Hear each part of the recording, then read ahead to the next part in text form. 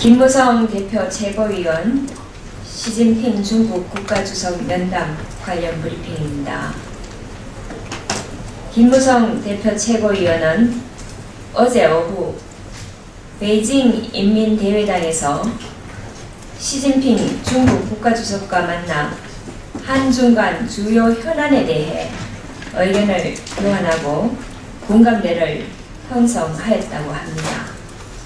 시진핑 주석은 새누리당과 중국 공산당 간의 교류를 강화할 필요가 있다고 강조를 했고, 오늘 11일 베이징에서 열리는 아시아 태평양 경제 공동체 정상회의에서 박근혜 대통령과 5번째 회담을 중요하게 생각한다고 밝혔습니다. 이번 면담에서 가장 주목할 만한 성과는 바로 북핵 문제에 대한 한중의 이심전심입니다.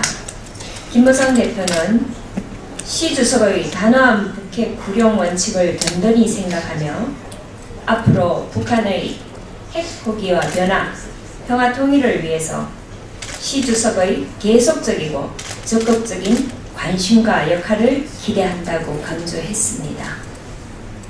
이에 시진핑 주석은 남북 고위급 접촉 합의는 환영하되 북핵 문제와 관련해 육자회담은 한반도 평화 프로세스를 추진하는 가장 최적의 틀이라며 한반도 문제를 해결하기 위해 관련국 모두가 함께 노력해야 한다는 입장을 밝혔습니다. 북핵 문제는 한반도의 평화를 저해하는 가장 위협적인 요소이자 당사국만으로는 해결될 수 없는 난제이기도 합니다. 한반도 비핵화를 실현하고 동북아의 평화와 번영을 이룩하려면 주변 관련국들의 협조가 절대적으로 필요합니다. 한마음 한뜻이면 극복하지 못할 문제는 없습니다. 이제 다시 뜻을 모아야 할 때입니다.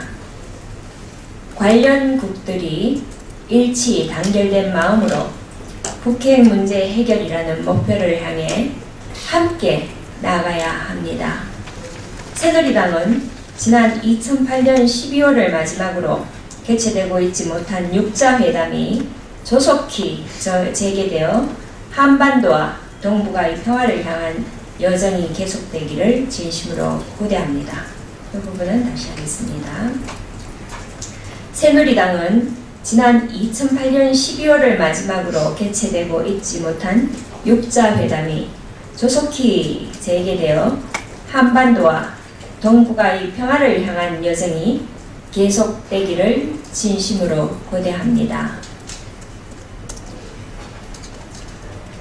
단통법 관련 브리핑하겠습니다. 지난 2월 11일 새벽 온라인을 중심으로 스마트폰 구매 대란이 일어났었습니다. 이를 우리는 211 대란이라고 부릅니다. 이날 새벽 정부 보조금 27만 원을 훨씬 웃도는 90만 원 정도의 보조금이 붙었고, 새벽 3시에 직접 스마트폰 매장으로 수백 명이 방문하는 기현상이 일어났습니다. 이통 3사는 이 일로 수천억 대의 과징금을 부과받았고, 이런 행위는 반복되었습니다. 그간 통신시장이 보여온 비정상적인 관행을 조속히 정상화시키고 혼탁해진 보조금 경쟁을 요금 경쟁으로 전환시켜 다시 하겠습니다. 그간 통신시장이 보여온 비정상적 관행을 조속히 정상화시키고 혼탁해진 보조금 경쟁을 요금 경쟁으로 전환시켜 가계통신비 부담 완화를 함께 이루고자 지난 1년간 다양한 이해관계자들의 의견을 수렴하여 만든 법이 단말기 유통구조 개선법입니다. 단통법이 시행된 지 오늘로 보름째입니다. 단통법은 애초에 통신요금 부담을 줄이기 위해 도입되었지만 실제로 소비자들의 체감 통신비는 전체적으로 4.3% 증가한 것으로 분석됩니다. 단말기 판매량도 절반 이하로 떨어져 단말기 유통시장이 얼어붙고 있습니다. 단통법이 시행된 지 보름이 되어 여기저기 부작용과 문제점이 나타나고 있습니다. 법과 제도 등을 처음 시행하게 되면 부작용과 문제점이 뒤따르기 마련입니다. 하지만 그렇기 때문에 법과 제도를 만들고 다듬는 작업은 매우 신중하고 세심해야 합니다. 부작용과 문제점에 대해 미리 예측하고 대응책을 마련할 수 있는 능력과 실력을 갖춰야 합니다. 그럼에도 불구하고 단통법은 시행 이전부터 이미 많은 우려의 목소리가 있었습니다. 정부와 정치권 모두 법 시행에 앞서 부작용과 문제점을 더 철저히 챙기지 못한 부분에 대해 반성해야 합니다. 다수의 국민이 단통법에 대해 불만을 토로하고 있습니다. 과연 누구를 위한 법이냐는 자주 섞인 말까지 나오고 있습니다. 단통법의 궁극적인 목표는 보조금 공시제의 투명한 운영, 단말기 유통 가격 논란 해소를 통한 가계통신비 경감입니다.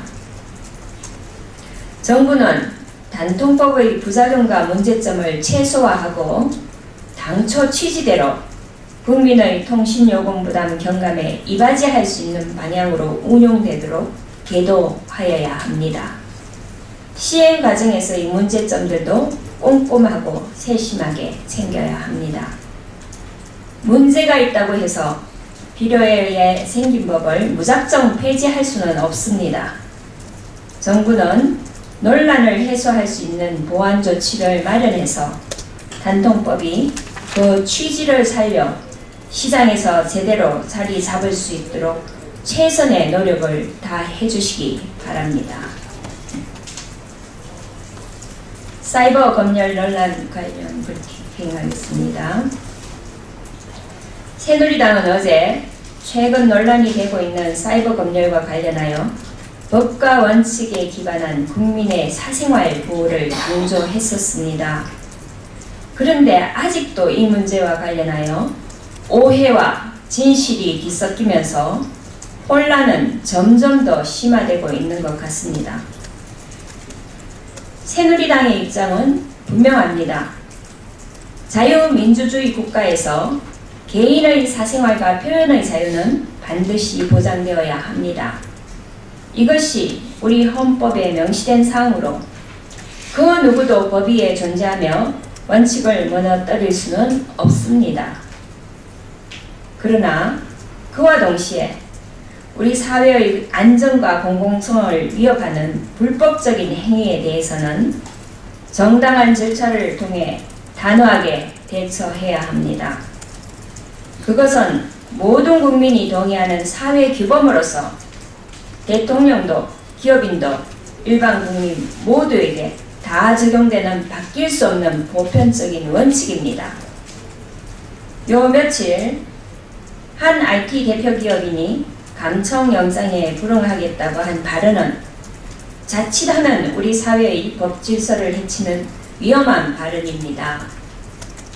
대한민국의 안정을 해치는 불법 행위가 있다면 법에 따라 공정하게 처리를 하면 됩니다. 그것이 현실이든 사이버상이든 구별할 필요는 없습니다. 이런 가장 기본적인 원칙에 대한 오해로 인해서 지금 불필요한 사이버 검열 논란이 생기고 있는 것입니다. 법을 집행하는 기관은 불법에 대해 정당한 절차를 통해 수사하고 국민들은 사회 안정에 기하는 건전한 의식으로 협조하며 서로를 신뢰한다면 사이버 검열이라는 비상식적인 단어는 더 이상 나오지 않을 것입니다. 새누리당은 법과 원칙 하에서 국민의 사생활이 보장되도록 최선을 다할 것입니다. 세월호 사고 6개월을 맞아서 브리핑하겠습니다. 내일이면 행복항에 노란 리본이 걸린 지 꼭 6개월이 됩니다. 든든한 버팀목이 되지 못했던 어른답지 못했던 어른을 대표해 가슴 깊이 미안하다는 말을 전합니다. 아울러 크나큰 아픔을 겪은 유가족들과 굳건한 사명감으로 수색 구조에 헌신하다 돌아가신 관계자분들, 또 수색에 헌신하고 계시는 모든 분들, 그리고 슬픔을 함께 나눈 국민들께도 위로의 말씀을 드립니다. 세월호는 아직 진행형입니다. 지금 우리는 잘 살고 있는 것인지, 앞으로 어떻게 살아야 할지, 한국 사회의 현재와 미래에 크나큰 숙제를 안겨주었습니다. 그리고 우리 사회가 이제는 아픔을 딛고 풍향을 바꿔서 안전한 대한민국을 만들어 나가야 한다고 이야기합니다. 새누리당은 이 세월호의 가르침을 잊지 않을 것입니다. 그곳에 밝힌 등대가 꺼지지 않도록 국민들이 아파하며 흘렸던 눈물을 가슴 깊이 새길 것입니다. 이완구 원내대표가 밝혔듯이 새누리당의 기본 입장은 열린 마음으로 희생자들의 아픔을 달래고 상처를 치유하는 것입니다. 앞으로 있을 세월호 특별법 처리에 속도를 내 국민들의 기대에 부합할 수 있도록 최선을 다할 것입니다.